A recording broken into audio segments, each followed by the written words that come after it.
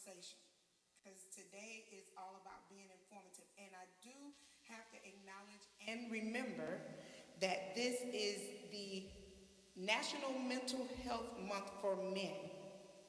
So, as an icebreaker, would someone that's sitting out here share with everyone what you feel to be a great way that a man could take care of his mental health? So I need you to stand. I need you to give your name, sir. Yes. Stand up, sir. Yeah, you do. Stand up and say, give your name, the church. Okay, I didn't expect this.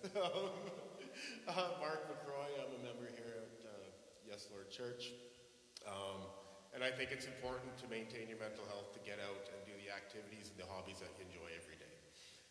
Don't go fishing every day. You'll probably get fired from your job for not showing up. But it's just one of those things. Get on the boat, put the rod in the water. And it just calms your mind. It just gives you that moment to relax and just have peace. Just get away from everything that's bothering you in the world. Or whatever your sport is, get on your dirt bike and go flying through the forest. Jump out of an airplane, skydive, right, if that helps clear your brain. I do, it's fun. It really is. But it's just, you got to take care of yourself, right? You have to have that work-to-life balance. And I notice myself personally, anyways, I worked myself literally to the bone. And I was prioritizing my paycheck and my job over my family and my activities. And it was never home from work, always on the job. And I've realized now that I just quit a job in Louisiana a couple of months ago because they wouldn't give me time off to be there for my wife when she went through a surgery. I'm not going to put my paycheck before my wife, right? So it's very important to have that time off. Work your Monday to Friday, but on the weekend, go fishing. Take time for you. Take care of yourself.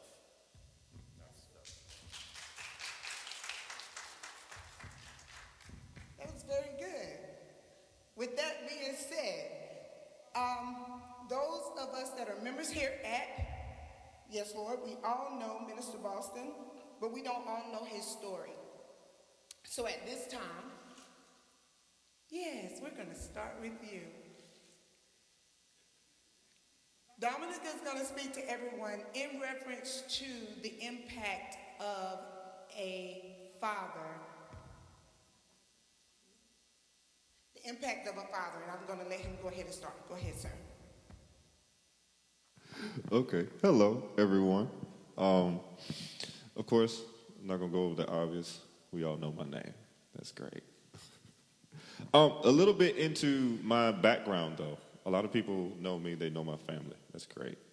But not many people would be able to look at me and tell that I wasn't given the privilege of having a relationship with my biological father. But God, being who he is, organized my life to where there was never a vacancy of being fathered. That makes sense? And what I mean by that is there were men in my life who allowed their lives to be something that not only I could receive fathering from, but I could model how I would father after. Did that make sense? And so one of the biggest things I would kind of center me talking around is the life you live. And a lot of times we talk about the acts of fathering, but the quality of a father you are, from what I've experienced just watching people and studying under people and studying people's lives, the quality of a father you are is directly attached to the quality of person you are in your everyday life. Because before you are a father, you are a man. Before you are a father, you are a son. So the quality of father you are is automatically determined and attached to the quality of son you are and the quality of man you are just going throughout life. So thankfully, which is so funny, it's very funny, that I get to speak in his stead because the primary fathering figure I've had in my life since I've been in remembrance was actually Apostle Woods. I have the privilege of calling him Pops. Pretty sure I started the trend. Don't quote me on it. But hey, you know. But I have the privilege of calling him Pops, and I have a relationship behind the word, which is something not everyone gets the opportunity to say. A lot of people have someone they call dad, but they don't always have a father relationship, if that makes sense. And I say it a lot, it's a privilege to being a son. And he's never had biological sons. I didn't get a chance to have a relationship with my biological father. So it just kind of works out that way. It's great. It's great. But one of the greatest things I'm appreciative of when it comes to him is he let me see his life. And when you talk about that, it wasn't the life that was presented. It was the entirety of the life that was lived. So that's the good, the bad, the ugly, successes, failures. He didn't try to present this unrealistic image of who a father is. He didn't try to present this unrealistic image of what a man should be, but he also lived his life knowing somebody was watching. And that's major, because at the end of the day, the life you live at this point, you always have to know that it's bigger than you. It will always be bigger than you, because I was taught this from an early age, because being a musician, being in any aspect of leadership, my mom always told me, like, there's always somebody watching, whether you want to or not. But what happens when the life you live and the movie you're playing out in front of those people that are watching is what is the only aspect they'll get to see of the role you're playing. Like, the only image and model of a father and a man that some boy who doesn't have his own father gets to see is the one you live. And it forces you into a place once you get there. Not forces you, but it brings you to a place where you have to choose to be either selfish or selfless. So you can either choose to live your life simply off of what is good to you, simply off of whatever it is you want to do, or you can submit to the fact that somebody is watching me, and how do I want them to turn out based off who I am? What do I want to put in front of them that would influence them to become something greater than what I am? Because in order for you to produce something greater than what you are, you first have to bring yourself to a level of greatness. That makes sense? And the privilege I've had is I've had a very excellent, superior example of what a man and a father should be in the person of David Woods, all right? I can't complain at all. I have no complaints. He's let me see the ups and downs of his life. He's let me see the journeys and the experiences he's had to go through. But he didn't just let me see it. He also taught me his lessons. He also taught me the things he had to learn through trial and error so that I didn't have to come into that space and still go through with the same trial and error. Because sometimes we as men will get into a place where there's a term going around now, gatekeep. We'll gatekeep. We'll allow people to see, but we won't bring them in and just feed them the information, which is a dangerous thing. It's a very dangerous thing. But he actually took the time, he was like, son, if you can get, he says it to me often, he says, if you can get what I had to learn over 50-something years in the span of a 5 to 10 minute conversation, you'll be all the wiser. But if you choose to take that conversation and still go and try to learn that 50 years of wisdom on your own, then that makes you the fool. But it's not for the fact that the information wasn't presented or the wisdom wasn't presented, but it was for the sake of me actually making the decision. Now, as a father, you all have because I had to say you all, I haven't been graced to be a father yet, praise. But as a father, you all have the responsibility to bring us to that place of being able to make the decision. But if you never present your wisdom, you never present the lessons you've had to learn from experience, then you rob us of a step up. You rob us of that extra push forward. And so that's one of the things I would encourage. That's one of the things I would really take. The time you're taking now, add to it. The time you're taking to discuss with whoever your children are, sons, daughters, whatever, nieces, nephews, because every father doesn't wear the title father. Every person who fathers doesn't wear the title as dad. Because a lot of people, and me and Pops have similar stories when it comes to the fact that we didn't have relationships with our biological fathers. Which brings me to another point. I got 2 minutes? Great. Brings me to another point. Why, as a good father, would you want to put who you're fathering in the same issues of life that you had to go through? Don't do that. Don't do that. Don't do that. Allow the trauma of your past to become the extra layer of protection and wisdom and foundation of what your children have to come through, or whoever you're growing and developing. Because why would Pops, knowing that what it feels like not to have a relationship with your biological father and not have that type of father role in your life, why would he turn around and allow somebody else who is close to him to experience the same pain? That doesn't make a lot of sense. That doesn't make you a good father. So pass on your wisdom, pass on your lessons, and make sure that you don't make a duplicate of a painful experience. Don't make a duplicate because you're going to multiply yourself in some way, shape, or form.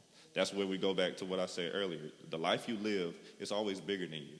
So the quality of father you will be, the picture that you present to someone like us, is strictly and directly attached to the quality of life and person that you are outside of the title father. All right? So yeah, that's my 2 pieces. Thank you, Minister Dominic. Question time for the audience. Okay, so has anyone in the audience had to be that father figure? Raise your hand. Okay. Now, the next part of this question is, how were you able to be that father figure, especially if and when you didn't have that example initially yourself? Someone could stand, please, and I'll bring the mic.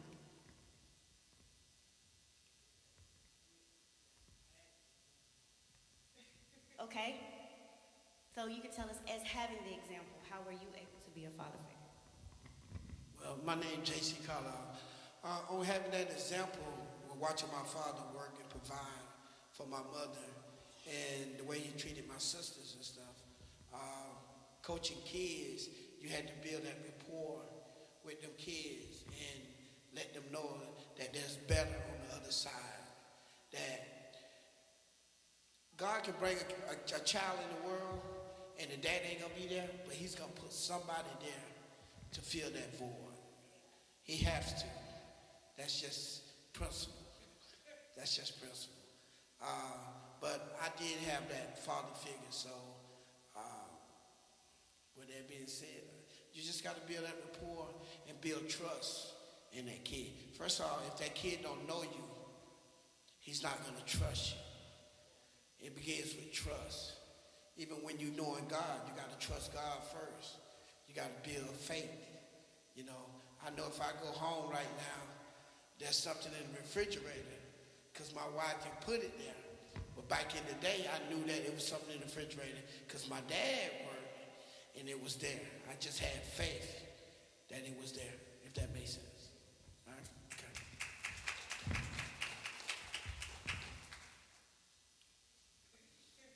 Patrick Miller. I did also have that role model in my house, not only with my dad, but with uncles, with older cousins. I'm old school. The next door neighbor, I was raised that I might get a whooping down the street, but when I get home, I'm gonna get another whooping. So as that goes, what I want to do now is look for the ones that don't have that role I want to be the one to help. I'm also, I was a coach, and so when you coach, you come upon young men who have a lot of single moms. And that does not mean that they don't have the discipline. That just means that they don't have what you said, that knowledge or someone passing that on. Don't be that fool. And so I try to encourage them to not listen how I say it, to listen to what I say. And then ask questions, because our young men don't ask questions. We as men, we think we know everything, but at one point in your time, you're going to have to ask somebody that question. So I think it's important that we don't exclude the ones who need change or looking for change, because they may not know how. And so I think it's our responsibility, because once again, we all had to change. Let's don't ignore that fact. So we got to pass that on how, and that might help someone. Good afternoon. My name is Alonzo Keys Jr., and I had the most amazing father. Dominic's father had the most amazing father. Our dad, Alonzo Keys Sr., we grew up in Millville, and if you know about the nation, we take care of each other. And when we came to Millville in 1973, and David and them lived right there on 9th, and we all went to school together. And my dad and David, sometimes I got jealous. I ain't gonna lie, I'm telling the truth. But my dad and David had this relationship, you guys, that was like no other. And I don't care where Lonzo Keys Sr. was. I got Strawberry, Junior, and David. And I would always say, now, why are you bringing up David? David is child. But then, as I'm 60 years old now, and as I became older, I look back on that now and I say, my God, Dad was David's dad. Because the conversations they had about the Most High. When we were younger, y'all, I have to say, I'm transparent as all get up. We used to get high and drunk as all get up. And my daddy would not let David come work with us at Cap Nassau. He no, David was over here. Y'all jokers, y'all don't learn. But this my baby right here. You know what I'm saying? And I had left and went to the military. And my brother, and then they had went down to the Midnight Lounge. Some of you know about it. And David would tell you himself, because David, he's not ashamed of this. He would let you know. They were sitting in the car. And my little brother Anthony called me. He said, bro, David just told me he threw. And I left here in 1982. I taught that joker. He said, bro, I got to do something else in my life. And thanks be to God, my brother, and I don't say God, brother, my brother has lived a life that Dominique, brother, I'm with you. Be proud and let everybody know that's your dad. You let everybody know that, because he is a marvelous man. And when you have men like that in your life, I mean, you're able to have friends like this. I've known this cat since we were in elementary school playing pee-wee football against each other. This guy right here, his brother and my aunt were sweethearts. They got married and everything.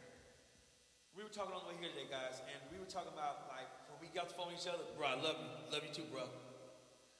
There's some guys that are afraid to tell their brothers they love them. Why? Why do we gotta feel that way? We should want to let your brother know, because you never know, that clock is ticking. When we were born, guys, we start living to die. And you never know. So please, brothers, fellas, don't be ashamed to let your son, your brother, your daughter, your wife, anybody that you care about, let them know. If you get off the phone with them, I love you, because it could be the last time. And I say that to say my dad taught us that. My dad, he would come right in this church and he would kiss me directly in my mouth and not feel ashamed about it. Because he raised me to know you are a man, bro. And can't nobody take that from you. So young man, listen. Whenever an OG comes here and tell you something, listen to him. Listen to him. Because I swear, I'm a restaurant manager. And these little kids, they come in the restaurant, y'all, they have on t-shirts, jeans, sagging. Who you think gonna let you work for them and you come in looking like this? Come on, and Tanya, I applaud you, sis. Because this is needed. This is needed.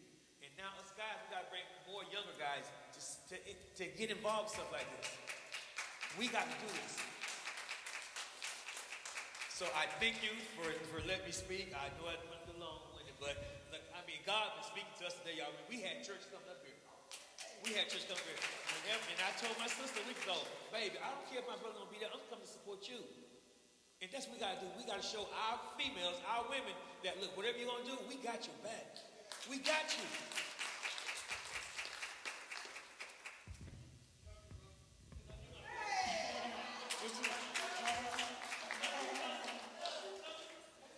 Yes, everybody do a big group hug. All right, anybody else? Oh,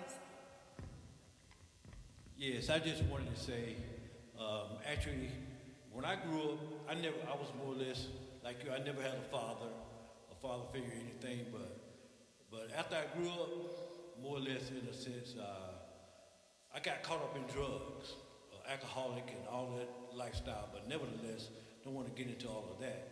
I just want to talk about the man that really was more or less a father figure to me is David Woods. He was a person that actually would call me, he'd take me fishing. We went fishing every Saturday. He gave me a boat, and which I didn't have a family reunion to go to, so I would go to the family reunion with him. And he was, in which I was older than him, but a lot of stuff I didn't know and understand like he did. But I truly thank the Lord for him, for being a father figure for me in my life. And me being a father now, it taught me more or less how my son now, Isaiah, and my other sons that I have, which I didn't raise them either, but it gives me an opportunity to talk to them more or less about being a father and being the figure that I am toward them in the lifestyle that I live now, and teaching them wisdom and everything, and being a coach also with younger boys, through learning from Apostle Woods, from David Woods, a lot of things that I learned from him, more or less, it taught me how, more or less, to train up a child in the way they should actually go. Those are the things that I really learned. So, but I thank the Lord so much. I'm an emotional type person too. So just knowing that he was like that toward me, and how he trained and taught me the Word of God and just lifestyle in general. So I learned all of that through him. I just thank the Lord for Apostle Woods so much. And I don't know what I would do for him. I don't know.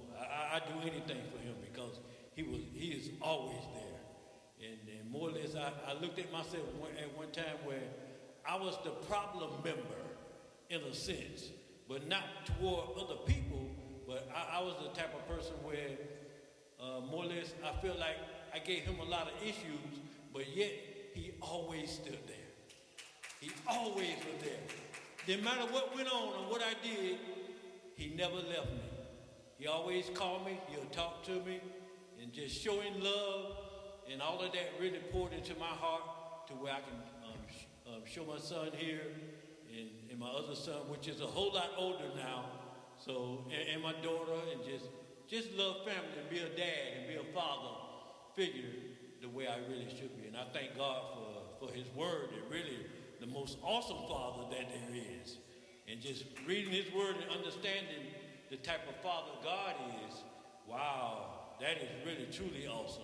So, but I thank the Lord, amen, for Minister McDougal so much for this, because it's so helpful to me, because I can sit here and hearken and listen and learn and take notes and everything, and it's so beautiful. And I thank the Lord for everyone. Okay, now for the next person. Everybody, let's give our men who just spoke a hand. Next, we're going to have Mr. Jamar Franklin. He is the owner of Florida Choppers Barbershop here in Chipley, Florida. Come on and give it up for him. He is one of the best barbers in this area. Mr. Jamar, if you would start just by telling us a little bit about yourself and then go from there in reference to entrepreneurship, building your brand, and passing your legacy. Yes, ma'am. First off, I would like to thank God and thank Miss Tanya and the pastor of this wonderful home, Elder Woods. I spoke with him actually cut his hair last week. I'm honored to be here, and I like to give thanks for that. To start off, I'm actually from Chipley, born and raised here in Chipley, Florida. I see a lot of familiar faces in here, and I want to give honor to the man that played a major part of my life. My dad. I had a stepfather, Terry Bibbin. That was great. You know, I was one of those kids who was blessed to have multiple men, uncles that molded me. You know, and I was always the kid that listened. And I'm a barber here in Chipley, Florida. I get a lot of support from the community, and I'm very blessed to have that. Entrepreneurship. Let's touch on that, because that's a word that's thrown around a lot, and I just want to touch on this a little bit. Entrepreneurship is basically a person who organizes a business or businesses. You know. Is entrepreneurship great? Yes, but it isn't for everybody. But I'm not telling you that to detour anybody from your dream, right? Let's see where I can go with this. About my journey about entrepreneurship. This might sound funny, but I started cutting hair by simply, for young men out here and women, simply being obedient to my mother. My mother is a hairstylist. She also cut hair. So one day she was just like, son, you know, I know you might go to college and go off. You probably need to learn how to cut a head because I can't see no money. I said, what? So, you know, I really had no interest in, you know, cutting hair. I'm going to be honest with you. I had no interest in that. But by simply being obedient, you know, that was, I don't know where I'll be right now. By simply being obedient and not giving my mother any kind of pushback, I just simply said, okay, Mom, you know, I'll do it. So that, I didn't know at the time, but that planted the seed of entrepreneurship. Just by that, I didn't even know it. So that planted a seed of entrepreneurship back when I was 16, 17 years old. I had no interest in cutting hair.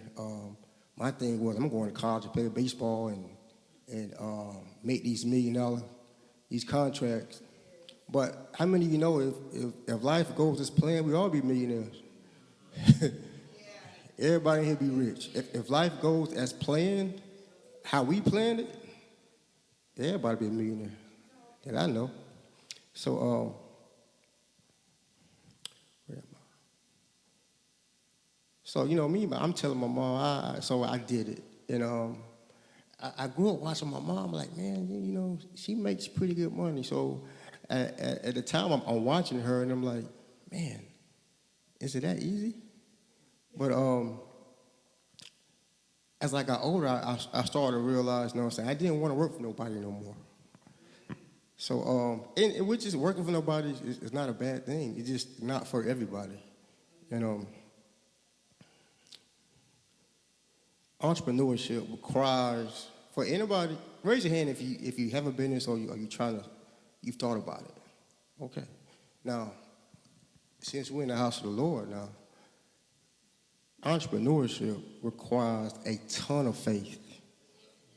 A ton of faith. Now, I'm gonna give you everything. I'm not going to sugarcoat it with you with entrepreneurship. It's rough at times. You know, I mean, a lot of people is not going to share the part the ugly part of it, but at times it is kind of rough. But if you keep your faith in God and don't let nothing deter you, you can be okay. This is what comes along with entrepreneurship, all right? I own a barbershop. I've been open I opened in 2012, so it's been a while. It's been a while, and my vision for my shop is way bigger than what I could imagine or expected. So you cannot keep God in the box, you know, because what I had planned, man, he blew me out the water. He really blew my mind, and he blew me out the water. And you talking to a guy from Chipley, all the guys high school diploma guys in the trade. You know, I don't have no business degree, you know, and it's just amazing how if you line up with Christ, he will put all that in you. He put it in you. And I'm not saying don't go to college, you know what I'm saying? But I kind of feel at times, you know, college is pushed on our kids at times, you know what I'm saying, which isn't a bad thing. But a trade, you can make a great living with a trade. Anything working with your hands, I think it's a great route. Because some people might not just be good in school, period. I was one of those kids, you know, I did enough to get by. And thank God for the trade school. Now, entrepreneurship is also exciting. It's challenging and exciting. It's challenging because it's a lot of unknowns.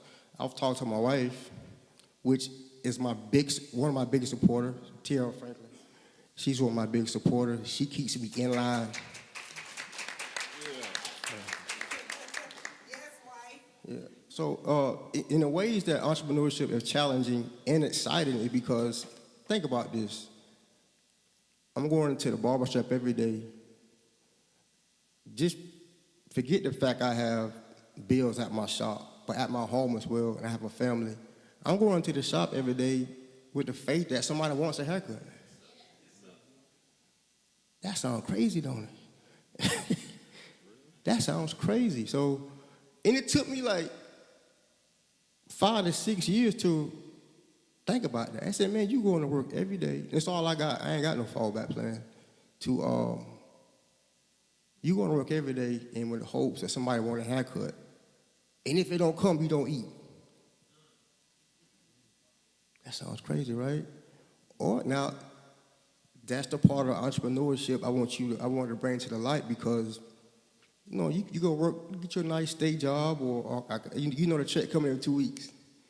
You know it's coming. You know what I'm saying? So I just got that crazy faith though. That's the side I'm on the other side of that. You know, I'm just gonna see if God gonna do this because He ain't never left me. You know what I'm saying? He ain't never left me hungry. So I like to poke the bear, that's what they say. The exciting part of entrepreneurship is it's kind of like, if I can explain it, it's like watching your child, like watching your wife give birth and watching your child, you've groomed it to the way you think it's gonna be okay, and let them go out to the world and see how it turns out. And man, the response I've got now is truly amazing. I'm trying to get through this. I got a lot to cover, guys. Brand building. I'm gonna get back to entrepreneur, but brand building is something that is that's so crucial. It's so crucial, and when you study other businesses, everybody has a pattern. If you notice Walmart, right? If you notice Walmart, 9 times out of 10, it's going to be by interstate. That's strategic. You know what I'm saying? They did that for a reason. You know, most businesses, if you ride down the interstate and get off 10, you're going to run into everything you need, all right? So brand building for my barbershop, right? Location. All right, so everybody, that sounds cliche. When they open the business, they say, well, location is probably one of the most important things you have to consider. I wouldn't put a barbershop in Orange Hill. I mean, not against Orange Hill. My people from Orange Hill. But where I'm at now, I'm downtown Chipley. And the traffic. A perfect example is my old shop. It was kind of ducked off, so to say. All right. And what's funny is it's a 2-minute walk probably from what I am now. And just off that location, man, we have been blessed abundantly. Till sometimes we had to lock the doors. That's what God did. And when I say God put people in place for that, I'm gonna give you a short bit of testimony. The shop I was in, let's just say the guy said, "Hey, you got to be out in 30 days." So let me show you how God worked. So my cousin right here, Valerie Lawton, she's more like my aunt. I called her. I say, cousin, man, I gotta find a shop. Now you talking about a guy that's responsible. At this time, I'm in Tallahassee, so I have rent in Tallahassee, a mortgage in Chipley, and a shop rent. And this man telling me I gotta be out in 30 days. But this is where the faith come in at, guys. This is where the people who you see on social media, they show you the money and all the pretty stuff of entrepreneurship. It's the ugly side sometimes. So God allowed me to make one phone call. I called my cousin Val. I said, Val, she's a realtor here in town, by the way. If y'all need a house, Val right here.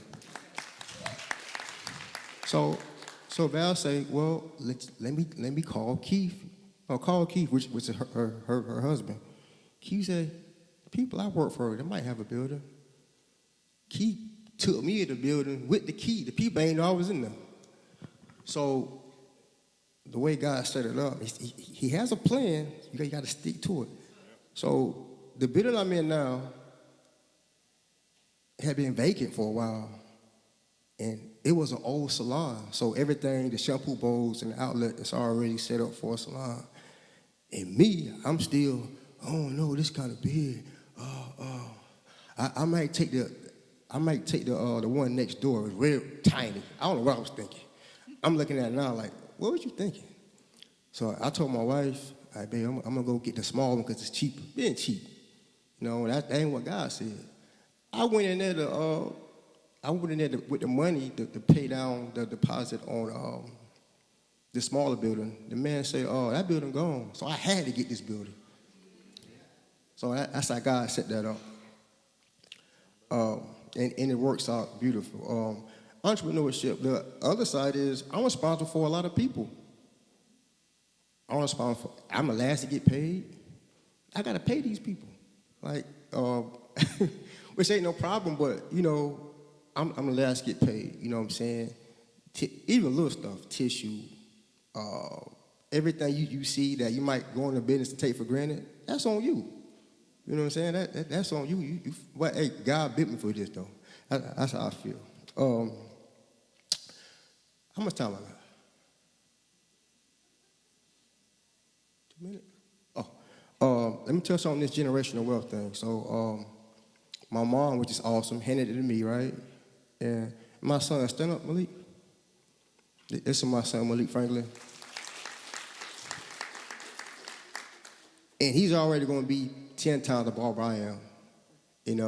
So that's the part of being obedience. If I would have told my mama no and not listen, I would have missed out on all this. And she said I had 2 minutes. I got more, but I got a little carried away. And I just want to thank you guys for having me and sharing my entrepreneur quest with you guys. Amen.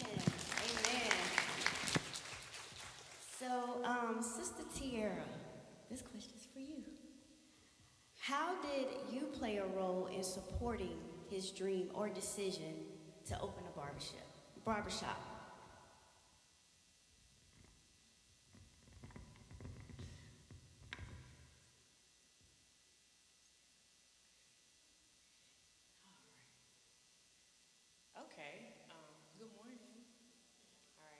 Sierra, Jamar's wife, and thank y'all for having us here today. Miss Tanya walked out, but I really honor her and I honor this house, so I'm just so appreciative to be able to just stand before you guys on this Father's Day as we celebrate the fathers. So, the role that I played. So when I met my husband, he already had an amazing son, and he already had the barbershop, and he was in the smaller location. And so I just kind of just fell in, right? I took on the role of, helping be a parent to Malik, and also they won't teach me how to cut hair. They need to teach me how to cut hair, but just being a support in that way. But one thing that I can say is that I always saw bigger, and I still see bigger. And my husband, he is great in allowing me to be a part of the vision. And I work really hard in like just pushing him and making sure that he gets and goes to the next level. So whenever he was in the smaller barbershop, he wanted to turn it into just whatever. But what he didn't tell you is that smaller barbershop was only the size for him and one other person, so 2 barbers. And the barbershop that he now has, which is on Main Street, Chipley is so big, man, which is on Main Street, it now has 5 barbers, 1 cosmetologist, and 1 loctician, and there's room for more. And so there's room for more, and there will be more. And I'm just so excited as to what God is going to do in the other businesses that he's going to open, and also in what Malik is going to do in his life as it relates to entrepreneurship. But he entrusted me primarily with the marketing side of things. And so kind of like that, what you see is what he entrusted me with. So making sure that we had a logo, making sure that we had social media pages, making sure that what is put on social media is appropriate, making sure that, because he now has like Google reviews, and making sure like all of that is taken care of and done like properly, making sure that whenever he has a new person come in that they know like that there's a contract, and so just kind of like all of those things, just making sure that those things get done, because he can cut hair, you know what I'm saying? His barbers in there, they can cut hair. His loctician, she does amazing hair, as well as Miss Tanya, his mom, who does hair. So they have that, but I just wanted to make sure that all those other things were taken care of. So yeah, that's just one of the parts that I played in. And so thank you for just trusting me with that, Jamar. And we kind of just work together and making sure that we're bouncing ideas off of each other. He comes with amazing ideas, and I kind of just fine-tune them, and then vice versa. I'll come with ideas, and he'll just fine-tune them to make sure that they fit the business. So, yeah. Amen. The power of a wife, I tell you. All right. So is there anyone in here who's interested?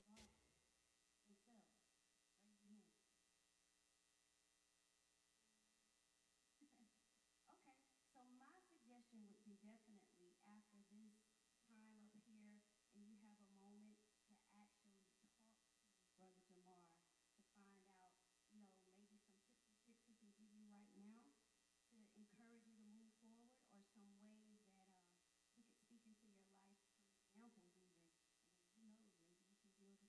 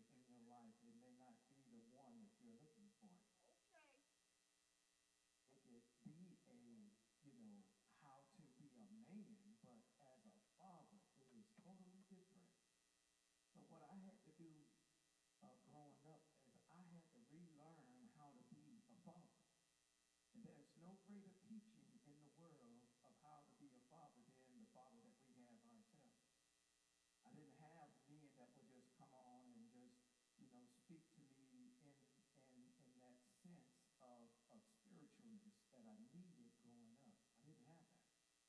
What I had was, hey, and I seen some things that I shouldn't have seen as a small child growing up. If you have uncles or if you have aunts and stuff like that that are partying or they're doing their thing, my uncles, they had cars.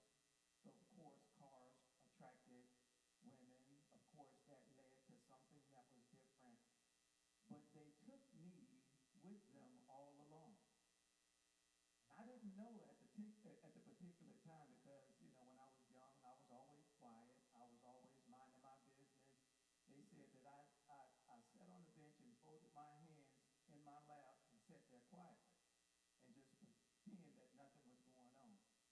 But my mom always plaited my hair, and my hair was long as I don't know what down in my back. So they used me as a chick magnet to draw women unto them so they can actually go ahead and do. So here it is, I'm experiencing all of these things, not knowing what is going on, but at the same time paying attention. You have to be in a place where if you have someone that is smaller than you and you're trying to show them things of life, you have to be an example unto them to give them wisdom, knowledge, and that will sustain them throughout their life. But I didn't have that because my father was never there. So I had to depend on my grandfather, Fred, who was in my life, and he taught me the model of how to take on responsibility that someone had left behind. My grandmother, she had 9 children. And what my biological grandfather didn't do, he did. And he did it, and he loved us and loved each and every one of us.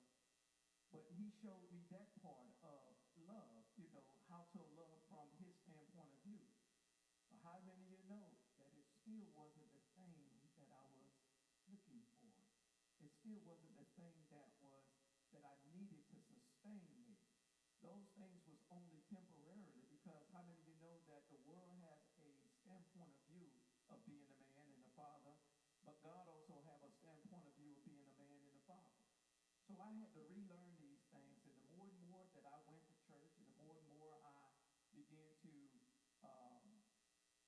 see other men that was in church at this particular time, what they did in raising their family was totally different from what I was seeing and what I was used to.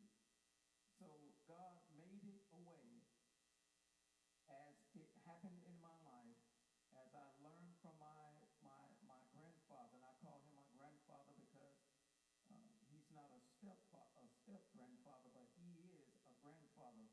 All the love, all the things that he have done with 9 children, and then over 50-something grandchildren, and then counting on. He was there at the moment. He would wake up sometimes out of his bed and begin to do things, even though that, trust me, he was being beaten up by my uncles. I mean, he took all of that and still loved them in the process, still loved them through it. I mean, he took on a lot, but as he took on a lot, he gave out a lot. And when he gave out a lot, he taught me that, hey, never give up on things or situation because of what you are seeing right now in front of you. There's always a better end to the solution or to the problem that is going on. So as I began to grow, I joined the Navy, and here it is, joining the Navy. I have those qualities in me going forward. I say, yes, I'm going to make something out of myself. I'm going to see the world. I'm going to do all of these things and then some. And as I'm going through life, having life turns and everything, it was not until 10 years into the military, and somebody say divine interruption. God had a plan for me that caused a divine interruption in my life to now that what he instilled inside of me, that it manifested itself within me. So when I met my wife, I met her, and it was crazy how we met. But when I met her, I didn't know at first, and then we started talking and started boys. The oldest one was 16 at the time, Maurice. The middle son was Eric, and I think he was 12 or 13 at the time. And then Jalen, our youngest, was 8 at the time. So here it is, 16, 12, and 8. And I'm coming with not knowing how to be a father because I have no biological children myself. And here it is, I had no one besides my grandfather to really show me that love in spite of. So here it is that I'm younger than her now. We're like 9 years apart from each other. So here it is that I'm meeting her for the first time. Little do you know that it was not really accepted at that particular time by my parents and my grandparents and everything because of the age difference. But God, somebody say divine interruption. God had another plan. God knew that the purpose of me being in her life was greater than what anybody else could even think or imagine. It was not that we are, of course, marriage and everything, but the purpose of it all was raising young men that is not mine and raising them in a way that they can have what they need in life in order to become what God had called them to be. And sometimes that is totally difficult at some time. Just think about it. Now they're looking at me. The father figure that they had in their life, it didn't work out for whatever reason or another. And so they're looking at me now, paying close attention to me, as brother here said. They're paying close attention to me to see what I'm going to do, what I'm going to say, what I'm going to think, how I'm going to feel, everything. You ever seen that Doritos commercial about that little boy with the Doritos and the guy was on the couch? And I felt that way because it was like a third degree that they was giving me. They was making sure that I was fit for their mother. So and making sure that this relationship that I had with their mother did not end up like what they already had experienced. So therefore, they was checking me out. They was making sure that I was legit. And now here it is. Anybody can throw money around and say that hey, because I give you money, I should be most important in your life. Anybody can do that.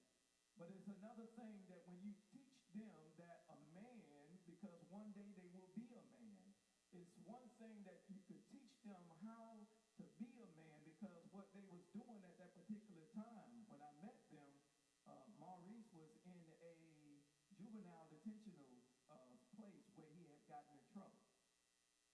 And the other one was out in the neighborhood. They had friends that really didn't point towards a standard way or a good way of life, put it to you that way. So they was raised in kind of like, I wouldn't say the hood, but they was raised around individuals that they call friends that had that hood mentality. So here it is that they really see someone now that has a steady job, a good paying job, have a car, but my car didn't have no rims on it. It didn't have loud music in it. And the way I carried myself was because I didn't want to be a statistic to society at a younger age. So that I said to myself that I must make a difference not only within myself, but the people that surround me. So I had to carry that. And they watch now. Remember now, they are watching like never before. But on the other hand of that, my wife, how many women know the story about the eagle, the female eagle? How when the female eagle, when she grab a branch or when she's looking for a mate, she grabs the biggest branch that she can possibly get. And she goes all the way up in midair. And that big branch is the weight of not only her, but her children. So when she dropped that, whatever male eagle comes by, and he grabs that, and he began to soar through the skies, that is who she chooses. Now just imagine now that my wife, 9 years older than me, I'm young, I don't have any children biologically, and she's looking at me to be a father figure in her children's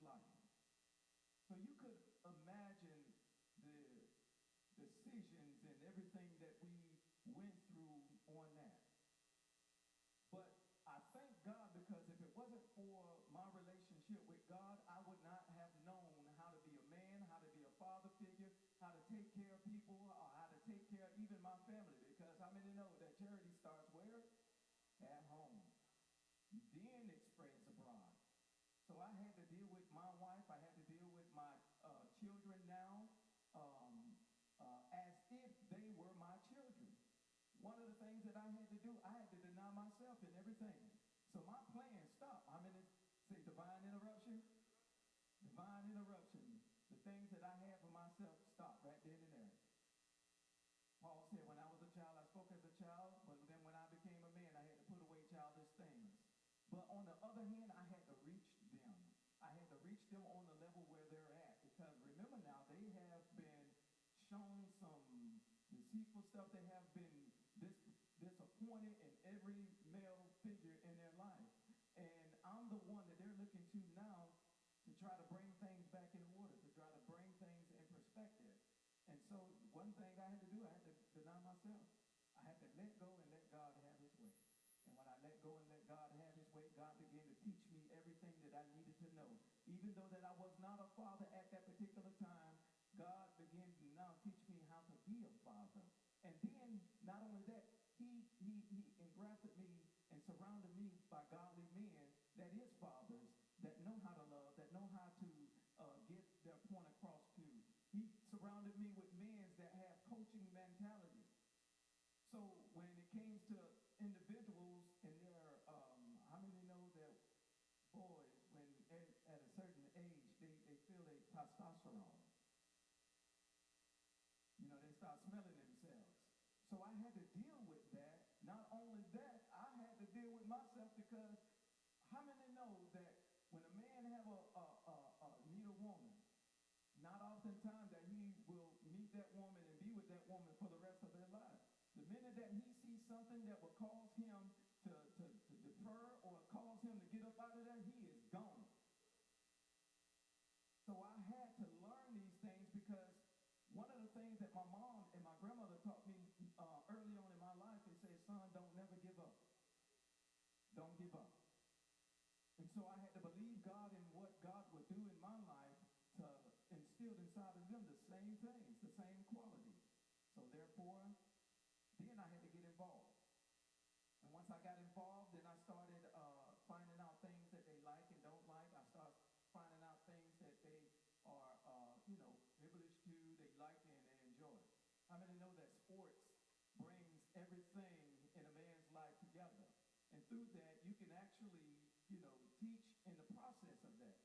So I was football. I mean, I ran the 4.2.8 in the 40 when I was young. I was fast. I thought I was going to be in the NFL, but short man like me don't last long, right? Divine interruption, God had another plan. So I had to be wise in the things that I do to share with them. And being wise, I had to understand, know what to do, what not to do. Because the Bible teaches us as men not to provoke our children to wrath. So therefore, I had to do things. The Lord showed me. It was much prayer that I had to do. It was a lot of fasting that I had to do. I mean, I had to get on my knees and pray sometimes. Sometimes I just stayed in the sanctuary. My wife would tell you, I would just lay on the altar and say, Lord, help me with this, because I have not been shown a way to do it.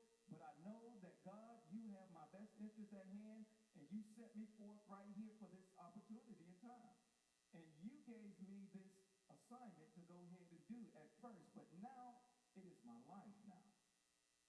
So going fast forward, we had to go overseas. I was in the military, and we had to go overseas. Now, remember now, my wife had to trust me, and they had to trust me in the decision that I make for their life to actually be successful. And one of the things that we did was we went over to Japan. And once we went to Japan, they explored everything. Now, you coming from Jacksonville all the way to Japan. You've never been out of Jacksonville before, and now you're going into a land that you can walk around and don't have to worry about crime. So just imagine what teenagers would do at that particular time. They want to go and explore everything. I'm talking about here, there, there. But they can do that on their own because of the qualities that was instilled inside of them with me, they was able to go out and go, and I trust them to go out and go on and do whatever they need to do to have fun. But at the same time, remember your morals, remember your values, remember where you came from, remember what was instilled inside of you.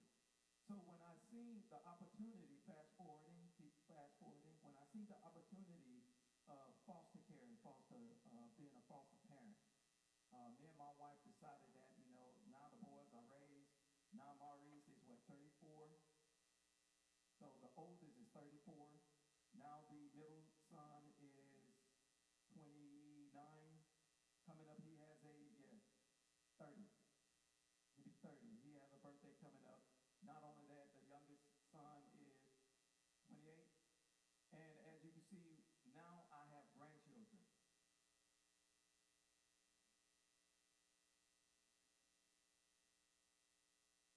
So you're talking about the last one that was out of the nest was 28, 29 years old, and now I have grandchildren. So now the process has now started all back over again. So in that, now we got 3 boys. Now we got 4 grandboys. So my wife is happy right now because she's the only female figure in everybody's life. So everything goes unto her. I don't know, God may have planned it that way, but it went to her. But now I have grandboys. Fast forwarding now we decided that we're going to foster care because we want to give back unto those individuals that are less fortunate, those children that are less fortunate. And what it is that when God instilled something inside of you that will benefit others, remember now, your gift will make room for you. So as God instilled that gift inside of you of love, joy, long-suffering, patience, and all of these things, it is not for us to keep for ourselves, but to pass it along.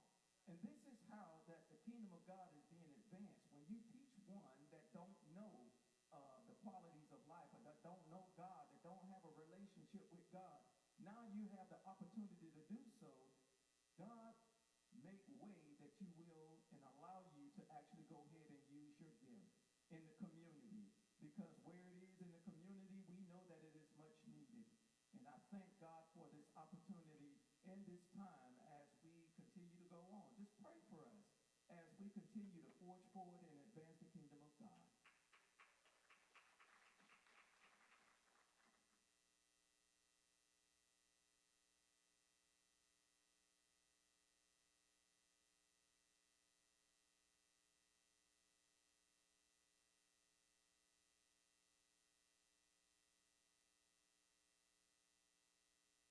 And once we got further in our relationship, I didn't introduce him to my boys right away. So that was a good point. And once we decided that, okay, we were going to move forward, then he was introduced to my kids. But it was hard as a single mom, and when he was starting to get to know the boys, and if someone did something that he didn't like and he reprimanded them, I would, jump up and be like, hey, I do that. But then I had to step back and be like, okay, God sent me someone to help with these kids. So I had to humble myself. But it's been a long journey. It's been good. The boys love him. They would do anything for him, and I'm just appreciative. And his family members wanted him to be with a younger person so he can have kids because he didn't have any. But today, his grandmother, and me, we're like, you can't pull us apart. She's my nana. And I didn't have a father figure. I met my father one time. My father and my mother are full-blooded Cherokee Indians, but when he saw me, I was red with freckles, and he said I wasn't his, and that's when I was 6, and I can remember that. So,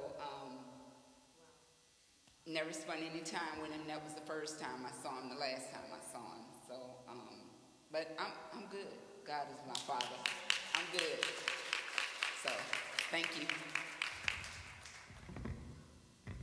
Okay, so I'm going to Ray, would you do me a favor and go back there and tell them that we on the last speaker and they can go ahead and start preparing for the meal? Thank you. I'm very excited I've been excited about everybody today. Will we give them a hand thus far? Because this has been very, very, very good. I'm super duper excited about our last presenter because he told me no from the jump. It was, yes, you can, and he was like, no, I'm not. And so we got the opportunity, and the power of a wife, because she was very persuasive. I love Miss Andrews. She was like, yes, you can, Tommy. You can do it, Tommy. Yes, you can. So he had been asked to speak to everybody in reference to bringing structure and discipline back into the home in this century. And with everything that has been said, Ms. Andrews, I just want you to speak from your heart because we need to hear what your heart has to say. Everybody, give a round of applause for Mr. Tommy Andrews, and you can stay seated. You don't have to stand. Okay.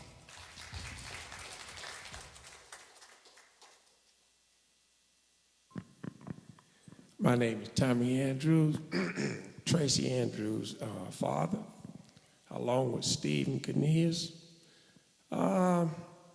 I've enjoyed this program. And I'm glad to know that these young men up here has progressed to the point to where they are now. This thing called ethics. It's just not ethics. You got to have strong ethics. And it started with me when I was a little boy. And my mother, a single parent, had to bring me up. She met some people along the way. I had a stepfather, Joe Cotton, and then they separated, and it left me and my mother. But during that time, from when I can remember, my mother always took me to church and Sunday school. Sometimes she sent me to Sunday school, but she took me to church. But most of the times we was together. And having a stepfather at that particular time, we always kept new cars in the yard, but we couldn't drive them to church and Sunday school. I bet you didn't laugh then, did you? Some people have good stepfathers, but I'm in the church now, and I don't want to say nothing bad about my stepfather, but I was kind of glad to see him leave. Because I told my mother, you've been a good mother, and I'm going to take care of you. Nah, I just got out of school, had participated in college for 2 years, come home for Christmas, and never went back to college, but I got 2 that graduated from that same college.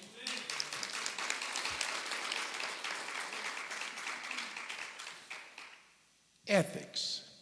You have to have discipline along with your ethics. Right on down the road, I married a young lady by the name of Jeanette. Some people call her Janetta. I call her Jean. At a young age, we had children. And I said to myself, now I'm not going to be that man that my stepdaddy was. And my mama made sure that I went to church and Sunday school. I recommend Sunday school to the kids because that's a learning thing about somebody that you're going to need to have in your life. You might not understand it when you're small, but as I grew, I understood what God was all about. I heard people praying and shouting, and jumping all over the tables and floors and everything, and I was just wondering, does it take all that for Jesus to be your father? But as I kept growing, in age and grace and marriage, I found out it was necessary for that jumping and hollering and fighting. Time come for the rent. Time come for food. I found out that when I got on my knees and I said, Lord, now, I know I'm working, but I'm not making enough to take care. Got me a little car, secondhand. And only thing was wrong with it was a battery. But I had to make a choice between the battery and feeding my children. Oh, man, it takes a while for the Lord to touch you like he taught me. And this little thing come around, I heard somebody say something about, don't worry about it. If you got God on your side, it'll be all right. That was impossible. I was saying, listen, they talking that junk, and here it is. You know, I need money to give my wife to go and buy food for my children. And guess what? Somebody come by and say, I got this job I want you to do. This was not my regular job. I work with Dixie Liddy. This was a job in somebody's yard, cleaning the yard on the weekend. I jumped out there in 5 seconds and I got out there. And I done that work. And I made that extra money. And I give that to the wife to go put food on my children's table. So don't think that just because the Lord is going to just be so good to you, he's going to just come and give you money, but he will always make a way.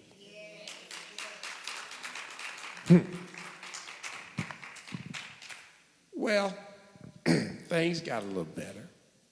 I got a few promotions on my job. And the reason why I got a few promotions on my job, because I was dedicated. It didn't matter about how much they was paying me. I wanted to be the best on my job. And so I had to get up earlier in the morning, and I had to work later in the afternoon to make sure I got that job done. Well, I didn't think anybody was paying me any attention. But it was somebody paying me some attention because I began to get raises. I went from a regular worker to a warehouse foreman. From a warehouse foreman to a truck salesman. From a truck salesman to a supervisor. And along the way, my wife got a job. I'm going to start off with washing dishes. But that wasn't her calling. She just kept on washing them dishes well. So after a while, somewhere, they needed some people at AT&T. She had to go take a test. Well, she went to take the test, and she passed it, but she still didn't get the job. She might be able to tell you more about it, but the Lord was in the plan. And then she took the test again. She passed it the first time. And she took the test again. Work ethics now. And she passed it again. And so she got a job. But the only thing about this was, here she is, the first year or second year she was on the job, she was making more money than I was. And here I am at that particular time. That's when I was the truck salesman. This won't work. She can't be making more than I am, so I went and got me a part-time job. It took $26 a week to make more than what she made. And I worked on that job until they give me another promotion, which was supervisor. And so I'm just showing you how work ethics count. And so we just kept on doing little things until they went showing up. And then I was able to get me a new car. But I didn't go out and get no Mercedes-Benz or no Rolls-Royce. I got me a Ford. Affordable. You know, something that was affordable. And that would get me from point A to point B. And when it was hot, I had a Larry in it. When it was cool, I had heat. I want to fast forward a little bit. My daughter's got a car. I can't even drive it now because it's got so much stuff on it. I don't think she know all the stuff yet, and she done paid for it. But anyway, long story short, the Lord is an amazing thing, individual, person. You got to keep him when you don't have anybody else. If you plan on making it in this life, I started to speak on my speech here that I got, but I said, you know what? These young men here, they've covered just about everything I have on this page. But I just wanted people to know the importance of working and being diligent in your working. I got to back up just a little bit. When I had my kids, they had a time to get up in the morning. I think 6 o'clock was that time. And no later than 8 on Saturdays and Sundays. 7. And believe me, they didn't just get up. The boys, their rooms had to be clean. My wife would inspect the rooms, and she'd come as a time, so got them straight. Tracy, she took care of the inside. The boys took care of the outside. So all of them had chores to do. And believe me, they had chores to do. Now, I think I don't never remember spanking Tracy. We used to call it whooping. But I don't think I never whooped her. I might have popped her one time. But I had to touch the boys up because they required a little more discipline. And I had to teach them things, and I wanted them to know, if you couldn't remember what I taught you, you remember what I put on your behind. And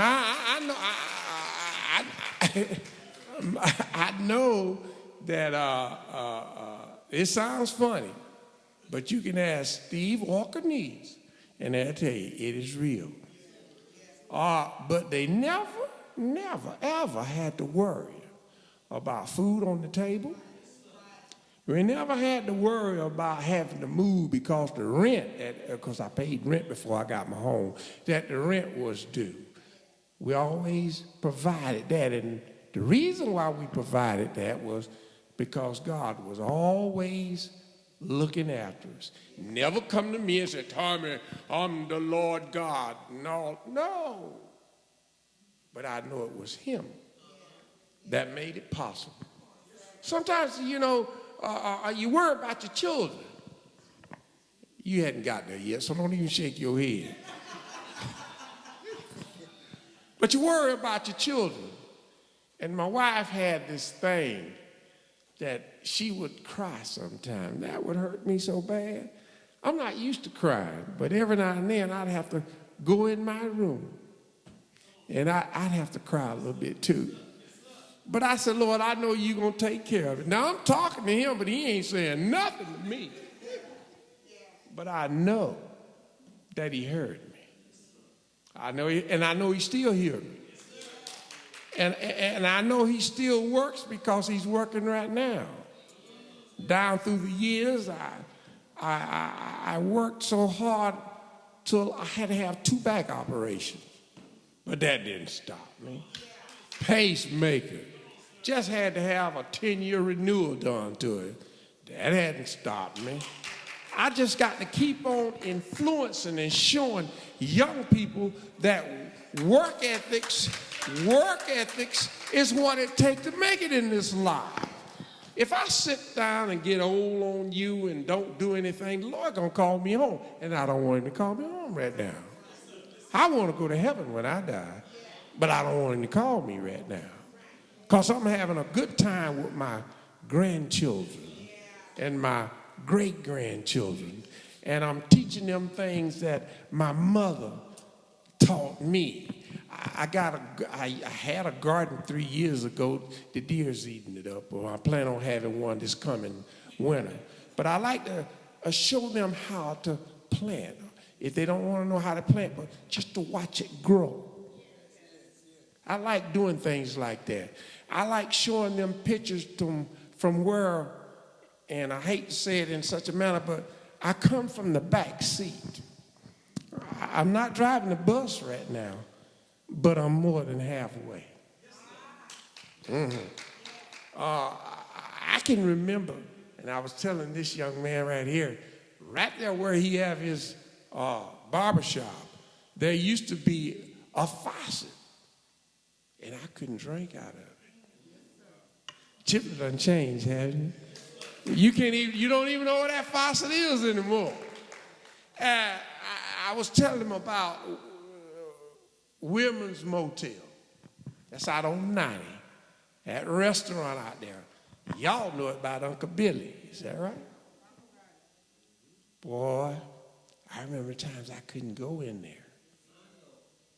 But a black man owned it before it went down. His name is Uncle Billy. And he used to have burgers by the name of Billy Burgers. I was out to a park place out there. Y'all know where it is. It's on this side of the road. Help me now. What's the name of that park place on this side of the road? No, right out there in Chipley. The park. No, not Advanced Auto is on this side, and it's on the other side. O'Reilly's. See, I'm getting old, and I forget a whole lot of stuff, and so I have to have people to help me. And it was around lunchtime. And these guys, they were saying, well, how many do you want? They said, well, I want 2. And guess where what they was wanting? They was wanting Billy Burgers. That's Uncle Billy's restaurant, wherein I couldn't even go to, wherein a black or brown person owned it at that time, and he was serving everybody. And those people at that place said, that's the best hamburger I've ever had. And so it made me feel good to know that I could tell them, well, I go there and eat all the time. But there has been a time. But I look at it like this. I don't see colors.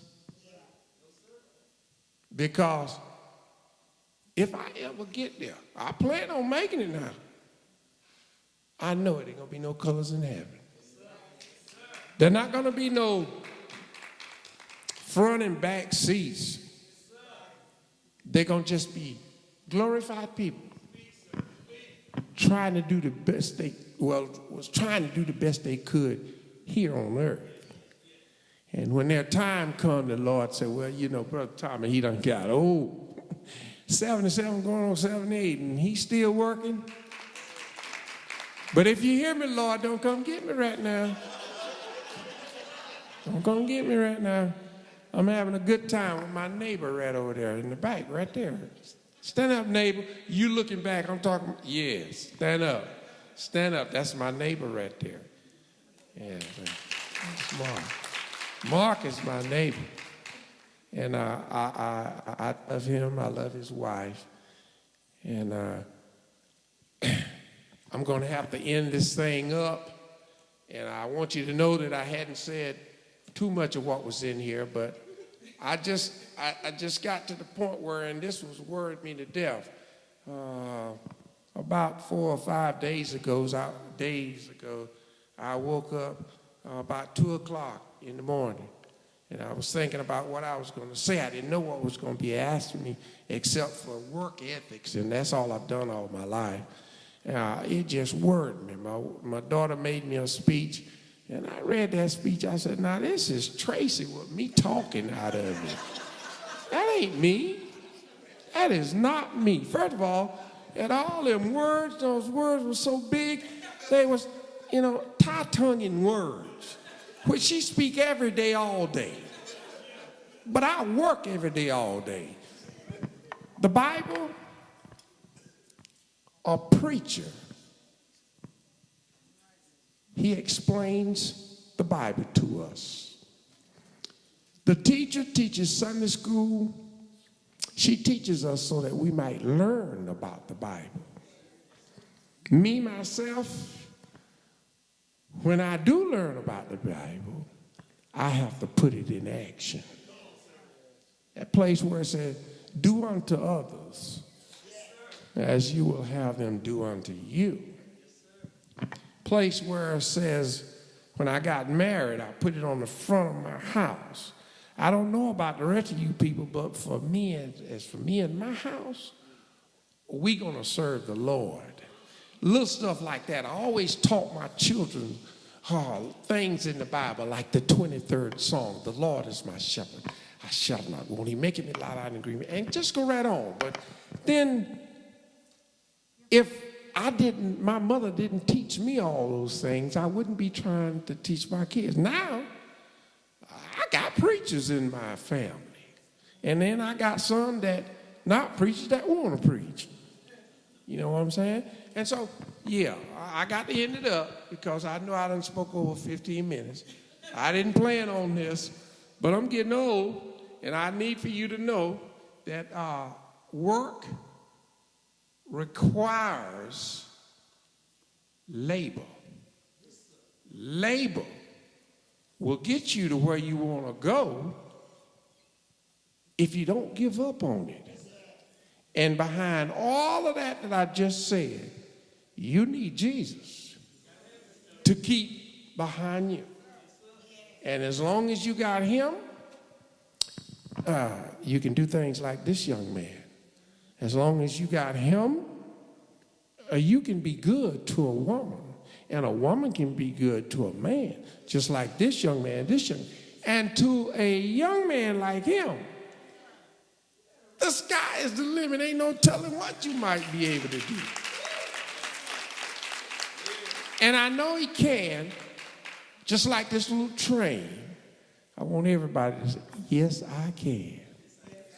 Yes, I can. And just keep on doing it. Because, yes, you can. Thank you.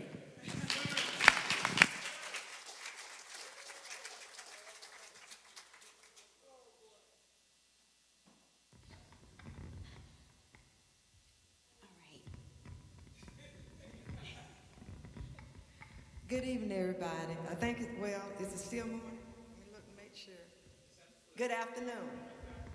Well, my husband, I was on pins and needles.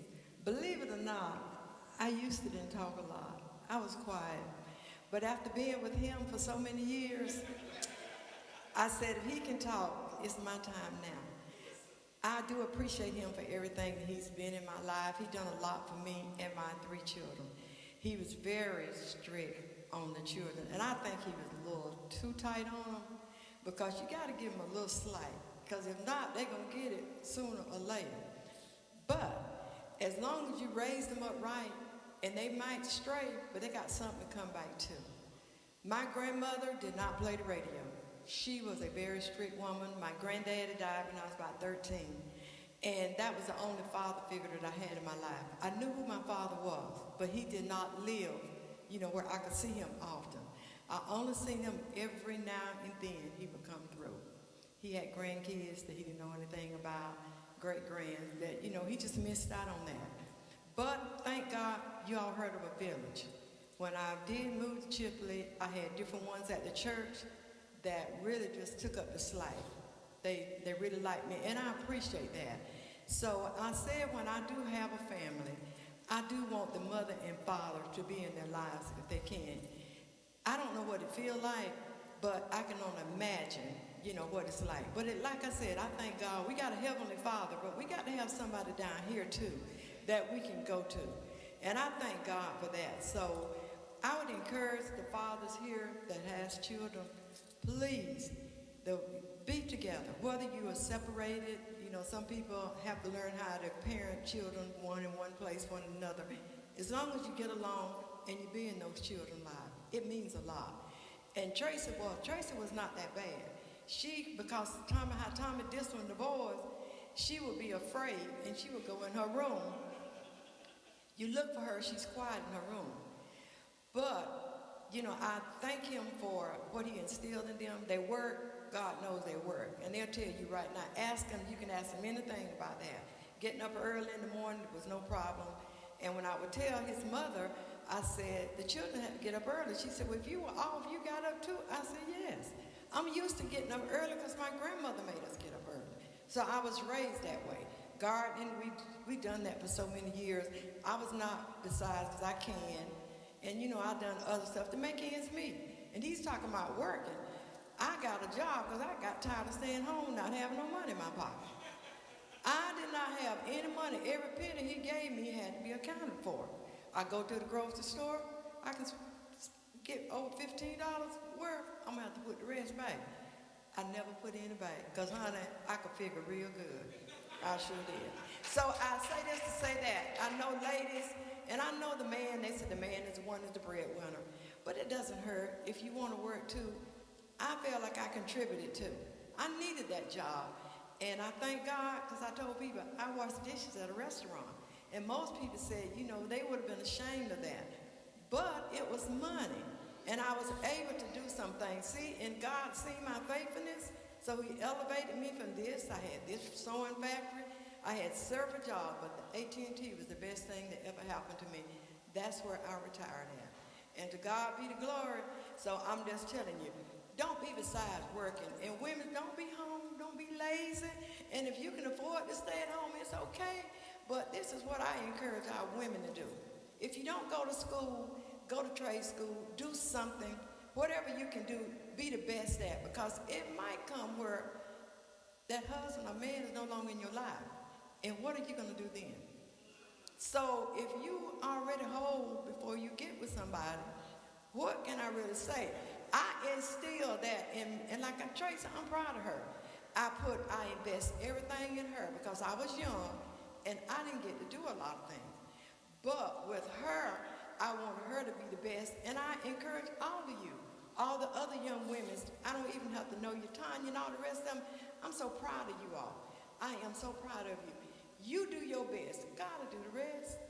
And I thank you all for this time. I didn't want to talk too long. See, he's looking around telling me to hush, and he talked longer than I did. But I really enjoyed this session, listening from Dominique when he was a little old boy. And look at him now. He's a young man.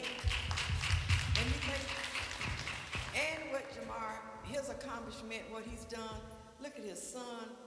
Everybody know, we stay here. Everybody know what people have been through with. But that's your beginning. Your ending should be much better than your beginning. And you know, we keep striving, and I would tell you to keep doing it, and we can instill our children. And I'm going to tell you something. My kids, like my boys, they had to push more. They had to push quite a bit. My children, our field looked better than some people's yards did. They picked up sticks, pine cones. The field was clean. They fed up. You name it, they done it.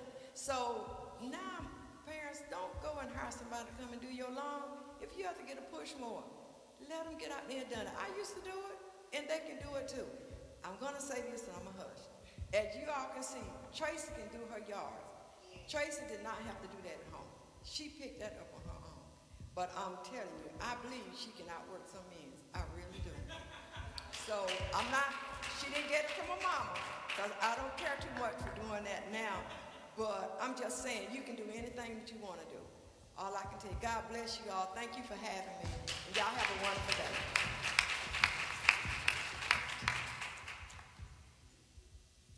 If you will, I'd just like to say this. To all the men and women who come along without a father, I want to join your group. I come along without a father too. The biological father. I seen my biological father when I was about 3 years old. And I lived in a family of three. It was three in one house, three families in one house. And when he come to see me, he come and he give me a hug, and he told me how much he loved me. And he give me $2. And my mother was at work. She was doing housework for $12.50 a week. But anyway, when she got home that afternoon, I told her my daddy had come to see me, and he hugged my neck. And I never forget that smell he had, and he needed a shave, so that on me. But I loved it. And she said, he did? I said, yeah, and he gave me $2. She said, $2? I ought to make you give them $2 back. And I was saying to myself, $2, you could get a drink for a nickel. But anyway, long story short, that same man that hugged my neck that I was telling you about, I hadn't seen him. We had got married and had all 3 of my kids. And he come to see me again. And he was an alcoholic. He smoked 2.5 to 3 packs of cigarettes a day. And he gave me that same hug. But guess what? I was mad with him, but at the end of the day, he was still my father. And I tried to help him everywhere I could. I'm the reason why he got that house over there that I got back now, because he's gone. We're going to live with him. But yeah, he quit smoking on his own.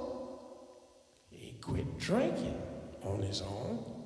And he joined the church, my church, Grand Tabernacle AME. He was a member over there. And he done what most people say they gonna do and don't do. He paid his tithes. And the reason why I know, because I got his check and I paid him for him. His check come through me. He put all of his money and I paid it. And the Lord blessed him. Blessed him with another wife. And then the Lord took him away. But I just wanted people to know that, I'm one of the, I had to be a father to my father. And that was hard to be sometimes. All right, thank you.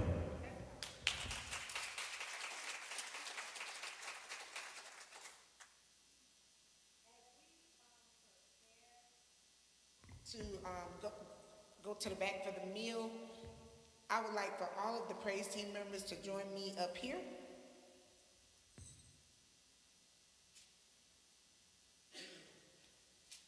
I was about to say, Jazz, if you got something to use.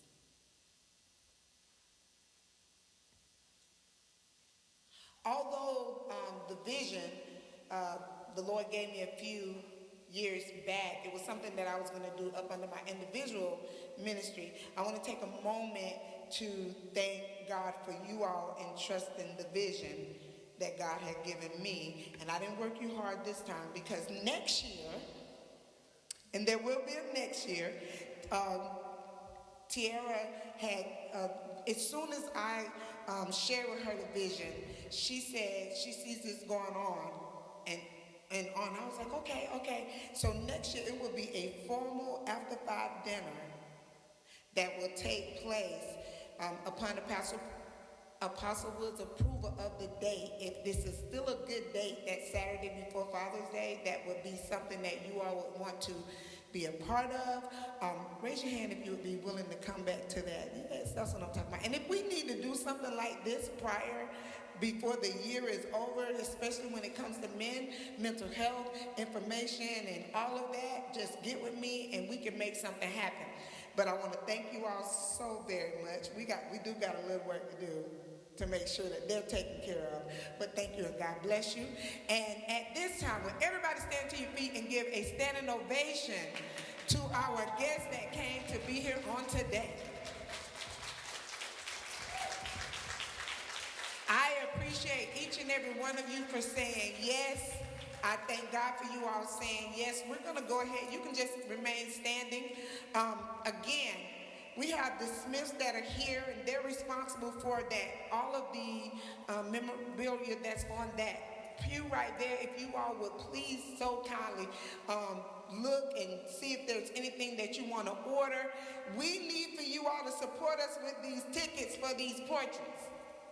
Because she spent a lot of time. They're beautiful portraits, and if you don't want them for your own personal home, you could win and use it as a gift. But all of that will take place at this table. We're going to have somebody there. I know many of you said that you were going to pay today, so we're going to have you to go ahead and pay.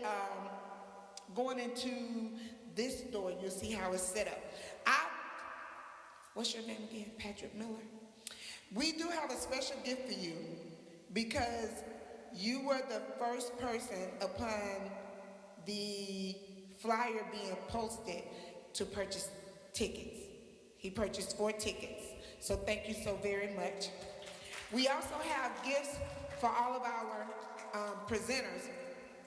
The young lady that was doing the t-shirt for us, she ended up having some other stuff with her child. So we're gonna make sure that each one of you all get your gift bags, because I didn't want to give the gift bag without the t-shirt.